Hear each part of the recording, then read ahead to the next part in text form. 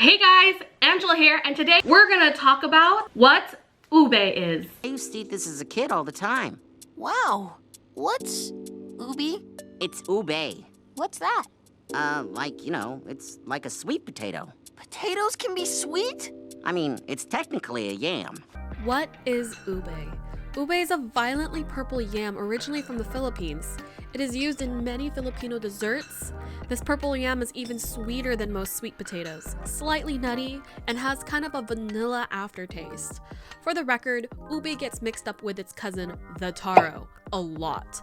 These two are completely different, so don't mix it up. Taro is also a root vegetable and differs in flavor. Ube is a staple in Filipino cuisine, used virtually in almost every dessert imaginable. It's safe to say that due to its photographic nature, it is why ube has become a highly addictive treat to take a picture of for the gram. You can buy this in its natural state. You can buy it powdered, jarred. Us Filipinos have tried every way imaginable to integrate such an aggressively colored food item like ube. Don't forget to subscribe and like for more eating, and stay tuned till the end of this video because I'll share you a quick little recipe on how to integrate ube. I think my favorite application of ube has to be in the, wait for it,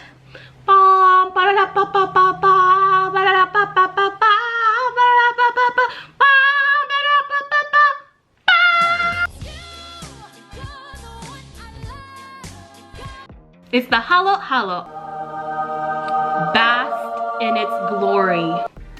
This, my friends, is the halo halo. And as you can see, the purple is only on the top, and that's the ube ice cream, and it's severely melting right now. So halo halo translates into English as mix mix, and this, guys, is my favorite dessert of all time. It's a classic. So basically it's shaved ice with coconut milk and all of like these beautiful jellies and jewels and adorned with ice cream on top. In this case it's ube, and I find that the ube adds that extra nutty vanilla flavor to the halo halo. Okay, so this is it. This is the halo halo. So you want to, this is why they give you like a long ass spoon, so you want to mix it. And the ube ice cream flavors the coconut milk, so it really just makes it flavored as ube. Oh my god, look at that. Yes. And there it is. So carefully try it. Oh yes.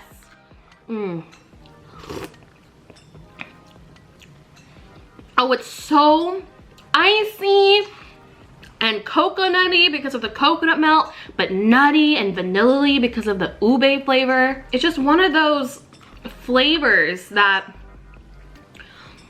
is just so comforting, and I feel like if you have never tried halo halo, I think you should. I think this is a great representation of Filipino dessert flavors in one. Halo halo, my favorite way ube is represented. So naturally, I did end up getting a lot of different baked goods, steamed, baked, in bread, on how ube is integrated. So the first one is something called Popiah. And Popiah is this flaky pastry. I think this type of pastry was adopted by the Chinese. If you don't know, Filipino cuisine and culture is heavily influenced by China. This is what they look like. They are a baked snack.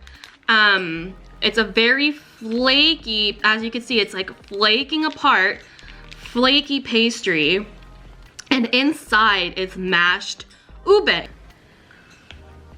And so these could be quite dry, in my opinion. And so that's the cross section.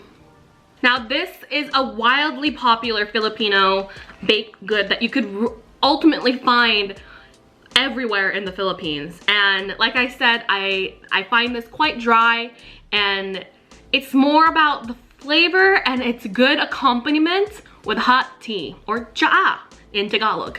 So let's try it. Did you see how that flaked apart? It's a little chewy, it's sweet. The ube flavor is not as predominant in this snack. Very traditional.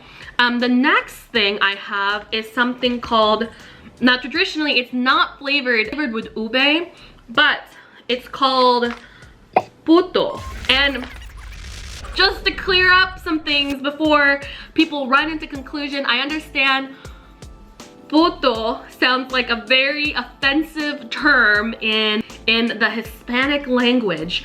I swear, in this case, it's flavored with ube. This showcases how beautiful the ube color can be. Now, Puto is a dessert in a weird way, but it's also a snack, a side dish, and it's actually a steamed rice cake. So you would make a batter and then you would put it in the steamer and you would steam them in individual muffin tins, and that's what gets it like this kind of like pillowy, spongy texture.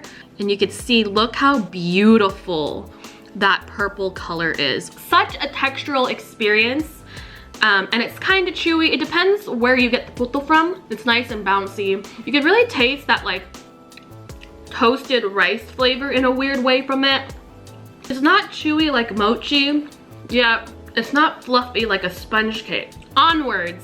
The next is something called Mamon, and this is ube flavor Mamon. Mamon is the Filipino answer to a traditional sponge cake. Ribbon is a very popular brand in making Mamon. Already you can see the violet that is emitting from this Mamon. Oh my goodness. No chewing required.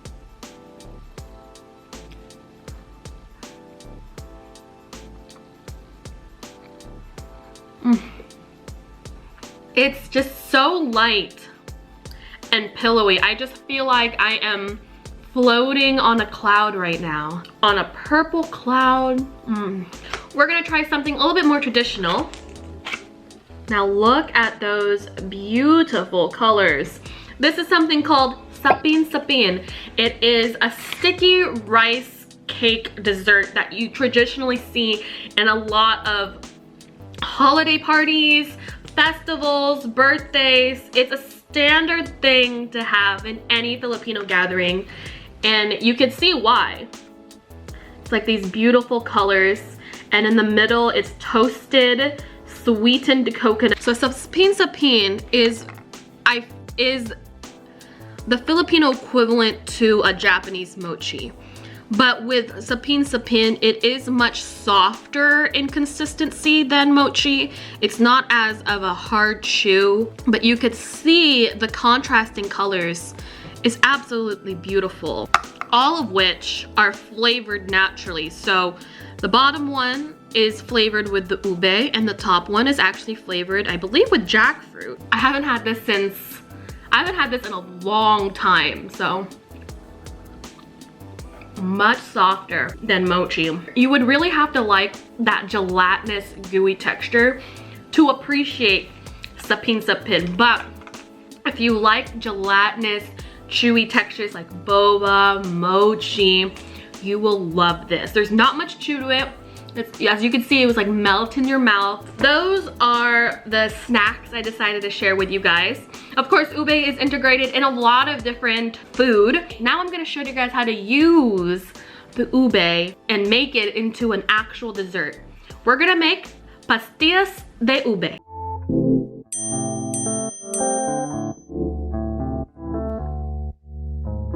Alam kong mabigat ang damdamin sa mga nangyari. Alam kong masatang ka na labis kahit nakangiti sa harap ng mga kaibigan. Mga negatibo di mo maiiwasan, kahit na mabuhay gusto mo na tigilan. Ititig kita pero sana pag-isipan na tigulan mula sa akin yan. Pinapatay ka na yung sariling pag-iisip, ayaw sumaya kahit na iyong ipilit. Hindi mo malaman na sagot kung bakit malungkot, kaya ang iyong sarili sinisisi.